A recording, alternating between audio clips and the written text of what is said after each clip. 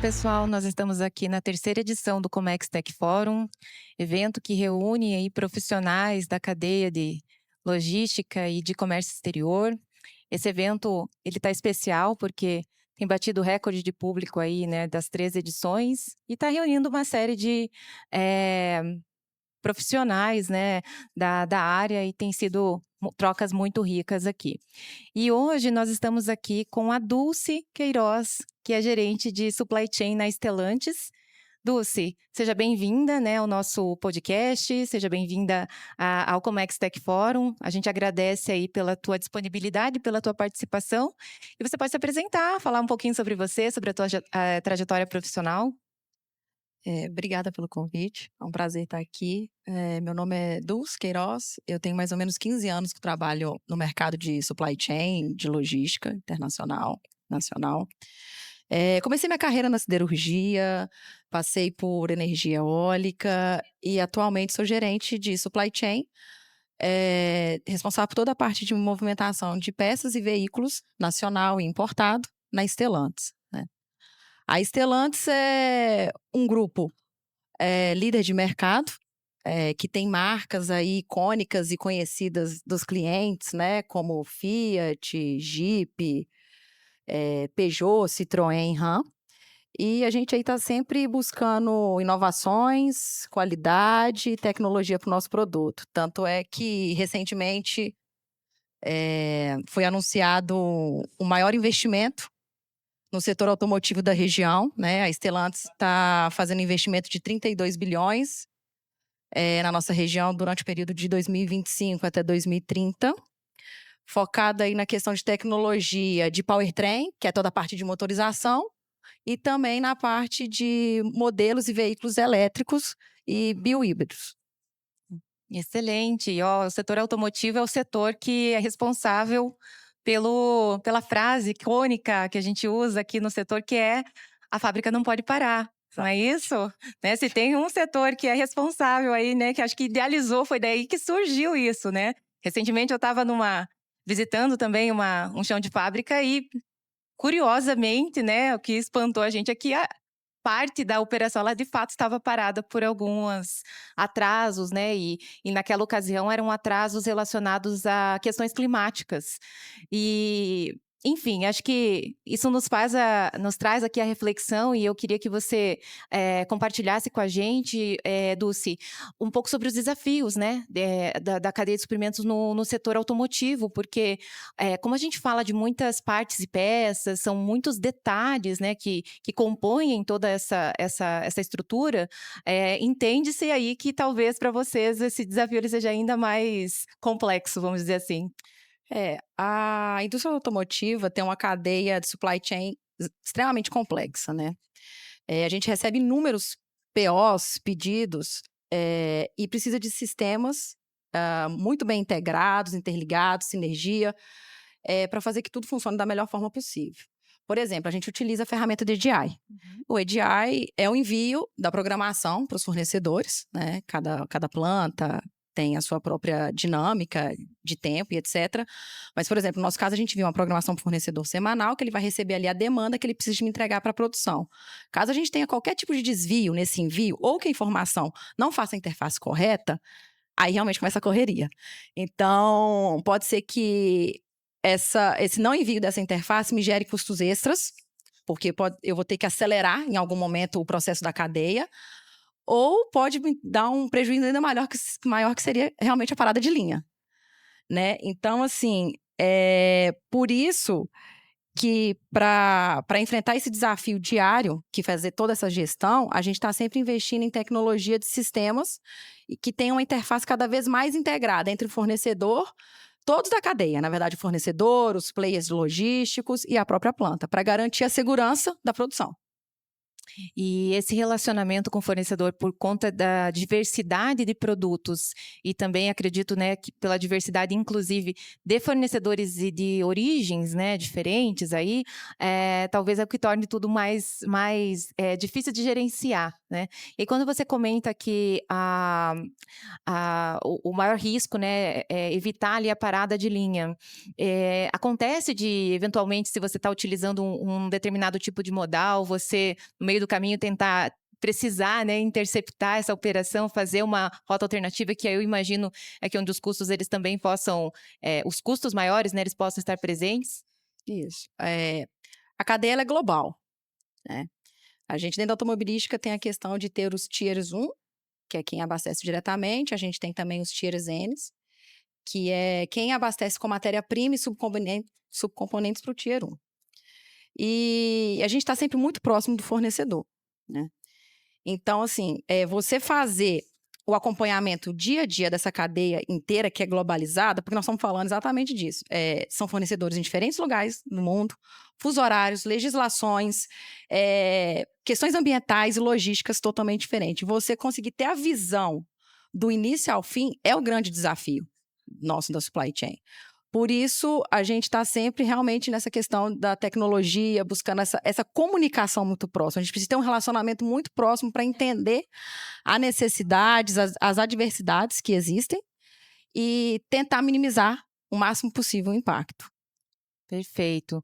E além do EDI, né, que você comentou que é essa comunicação ali direta com os fornecedores, quais outras ferramentas, vocês utilizam no dia a dia, né? Porque a gente tem um estudo, inclusive, que é muito interessante, que a gestão completa da cadeia, né, se ela for executada ali por um analista, por exemplo, ela leva cerca de 18 horas úteis, né, no total, assim, 18 horas úteis só trabalhando em um único processo.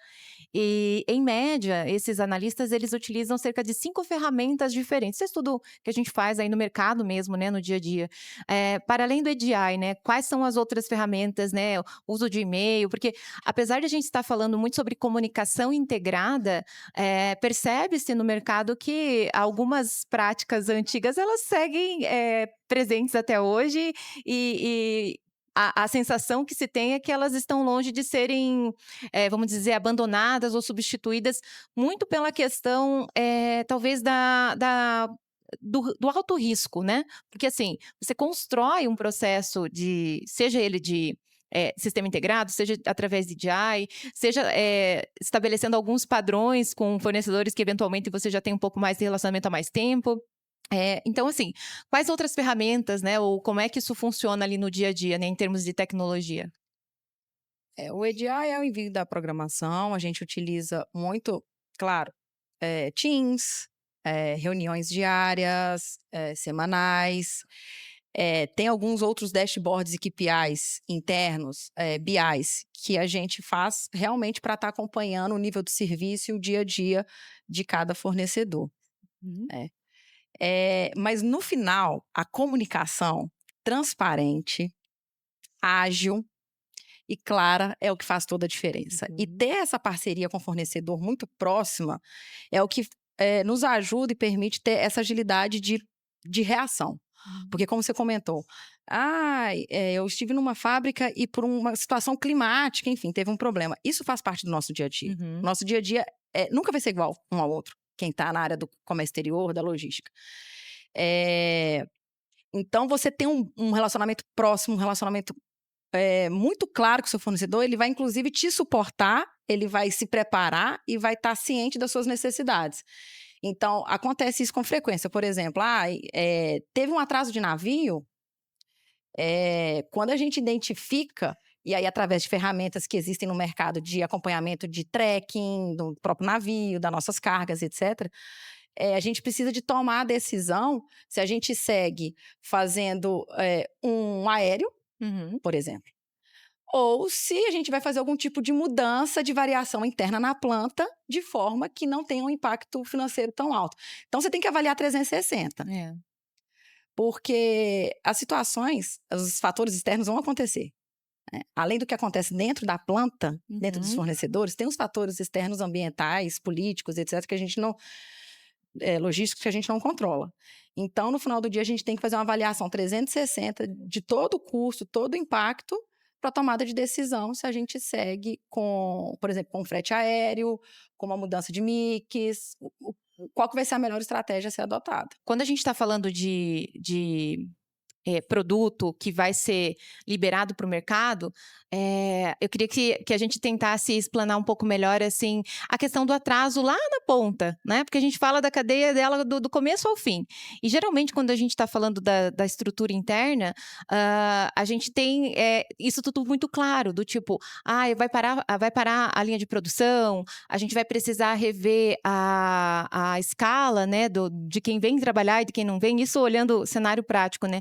Mas e isso para o mercado? Porque eu lembro bem, e aí eu talvez para tentar elaborar um pouco mais aqui a minha pergunta, é que na época da pandemia isso foi o impacto principalmente no automotivo fez sentido pela população, né, então assim, para você, sei lá, comprar um carro, né, para você comprar um veículo, eu lembro que na época, as montadoras elas estimavam aí coisa de 4, 6 até 8 meses, né. Isso não chega, né, é que a pandemia foi um cenário bem atípico, né, muito, muito diferente. Eu não consigo enxergar, e aí é onde eu chego com a minha pergunta, eu não consigo enxergar, assim, esse impacto tão forte como foi a pandemia nesses processos, né. Existe o custo alto, existe ali os problemas internos, mas o mercado acaba sentindo isso na tua visão, ou você acha que nem chega lá na ponta, né? É possível fazer toda esse gerenciamento antes de impactar o mercado externo? Essa é nosso principal desafio, né. Aham. Então a gente está sempre buscando, eh, reduzir o impacto e evitar que esse impacto seja visto lá na frente. Então, de forma geral, a gente tenta se antecipar a alguns fatores que existem e está sempre buscando alternativas de melhorar o processo, de forma que no final o cliente não sinta, não seja impactado. Então a gente tem que estar sempre trabalhando na vanguarda Uhum. para evitar que tenha qualquer tipo de desvio, ou de impacto no ponto final da cadeia. Isso. Era nesse ponto que eu queria chegar, né, no impacto que o cliente tem, porque, às vezes a gente, sei lá, está produzindo em escala, e aí você abastece o mercado, mas você consegue, trabalhar alguns prazos diferentes, ou às vezes a gente acaba sentindo o custo, né, elevar por conta, enfim, da oferta que se tem, mas, para situações e cenários onde esses produtos eles são mais personalizados, aí é que entra talvez essa atuação um pouco mais forte, né, de planejamento interno.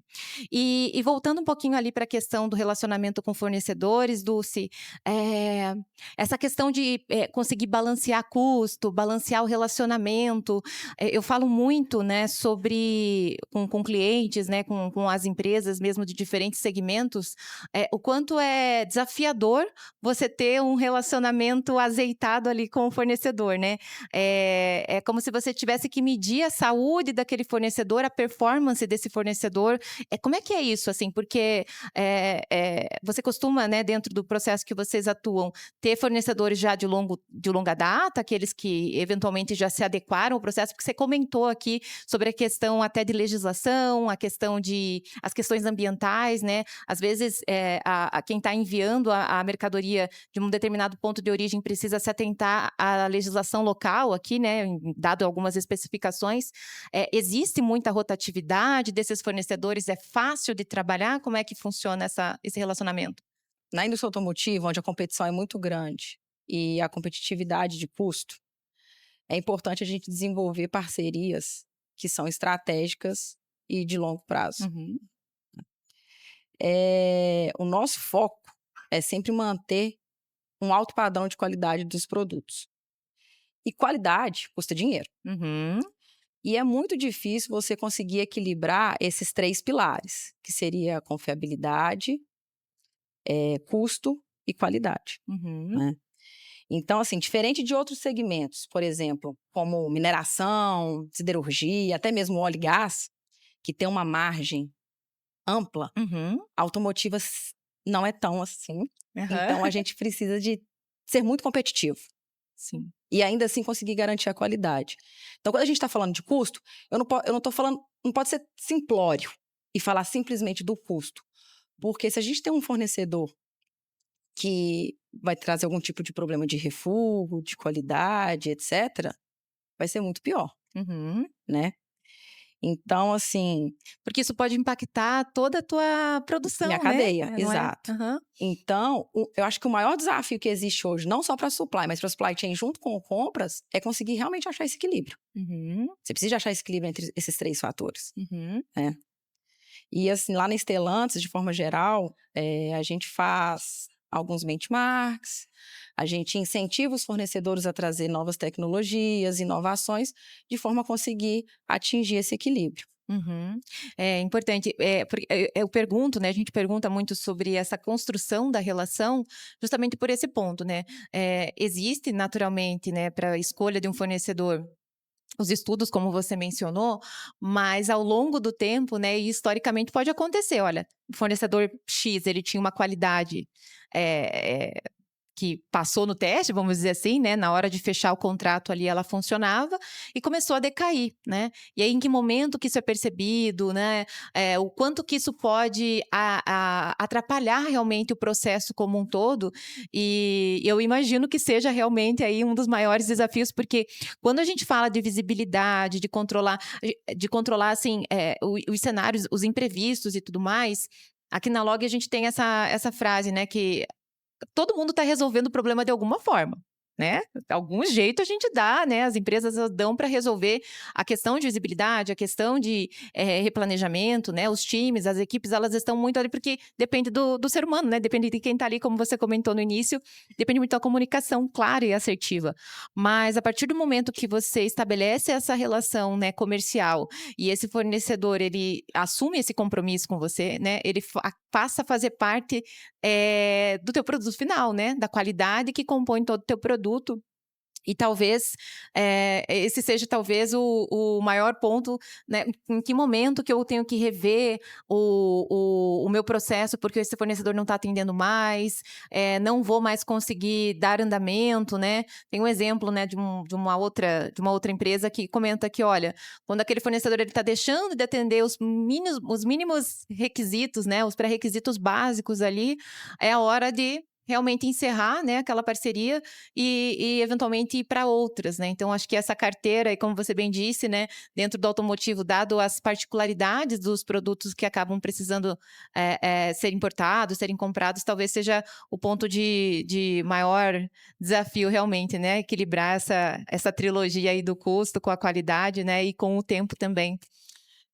A gente tem alguns tipos de ferramentas, por exemplo, SRM, né, do Supplier Relationship Management, Uhum, permite que a gente esteja cada vez mais próximo do fornecedor, eh, mede os KPIs, nível de serviço. Você fazendo um acompanhamento muito próximo, você consegue se antecipar a uhum, certas situações.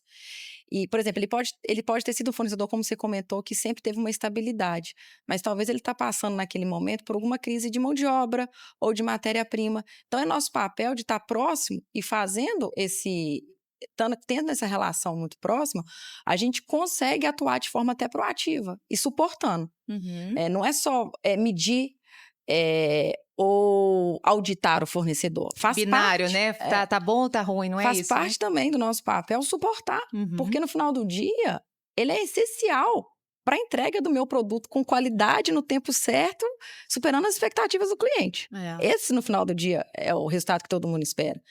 Então, a gente está muito próximo de suportar o fornecedor, faz parte do processo. É muito importante isso que você comentou, Dulce. Uma coisa que eu acho que eu nunca ouvi antes, né? Dessa atuação de parceria. Eu ouço muito essa questão do indicador. Tá bom, tá ruim, não tá legal, né? Cai fora, a gente vai partir para uma próxima. Então, construir essa relação ela é bem relevante, porque, como você disse, traz a qualidade que você precisa, não só para o produto que você está consumindo, mas para o teu processo no longo prazo. Isso ajuda a ganhar escala, né? E um outro ponto que eu queria ainda falar sobre a questão de fornecedores, né, a gente comentou aí sobre a gama a diversificação desses fornecedores, eh, vocês costumam atuar com, origens, específicas, sempre as mesmas, ou existe alguma prática de estudo, de mercado, pra tentar, vamos dizer assim, encontrar outras origens. O que eu quero dizer, né? Por conta das questões até geopolíticas, né? Toda uma crise ou outra que acaba impactando até a relação entre os países, né? Muitas empresas acabam assim, olha, o meu fornecedor, ele é do país X, mas eu sei que este produto, né, quando a gente fala da cadeia global, ele também é fornecido por outros 2 ou 3 países e que poderiam me atender. E aí você tem que fazer todo aquele estudo para entender qual que é o impacto, eventualmente, de precisar literalmente ajustar essa rota, né. Vocês têm esse problema, vamos dizer assim, com frequência? As origens com as quais vocês trabalham, elas são um pouco mais sólidas, né, no sentido de relacionamento entre países? Como é que é isso? No mundo globalizado que a gente está nessa cadeia, é essencial diversificar, Uhum, né, o ponto de abastecimento. E a gente está sempre buscando alternativas de sourcing globais e regionais, muito alinha nós somos uma empresa mundialmente, então uhum. a gente tem diversos alinhamentos com o global. Não só para aquisição de peças, como também para toda a parte de serviço logístico. Então, assim, faz parte do nosso processo de estar sempre buscando melhores, fazendo sempre o network design, né? Aham. A gente está sempre reavaliando, revendo, a gente verifica se existe alguma nova possibilidade, alguma tecnologia nova. Então, a gente está sempre buscando diversificar e melhorar esse Interessante. processo. Não, eu acho que até para quem nos ouve, né, é importante saber disso, né? Porque geralmente, assim, quando começa, sei lá, os jornais anunciarem algumas tensões políticas entre alguns países, a primeira coisa que me vem na cabeça é, poxa, eh, de que forma esse país, né, abastece o Brasil, que é onde a gente está, né? Como é que é a relação comercial entre eles? Eu sempre digo que o comércio exterior e a logística, como a gente está falando, né, da questão globalizada, nunca vai deixar de existir a necessidade da relação entre os países, né? Porque não existe um país autossuficiente a ponto de ter tudo ali a seu dispor.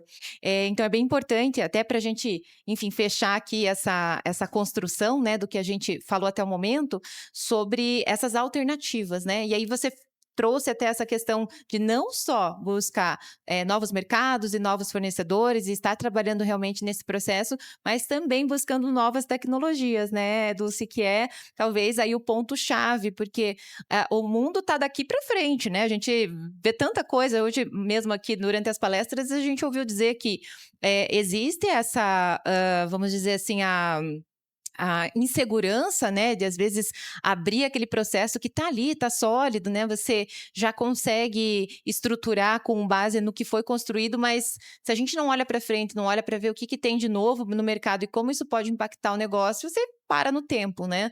E é super importante, assim, até pensando na escalabilidade mesmo das operações, né? Se hoje eu faço um volume X e eu quero ampliar isso, ou eu tenho uma previsão naturalmente de ampliar, a tecnologia, ela é com certeza o melhor aliado.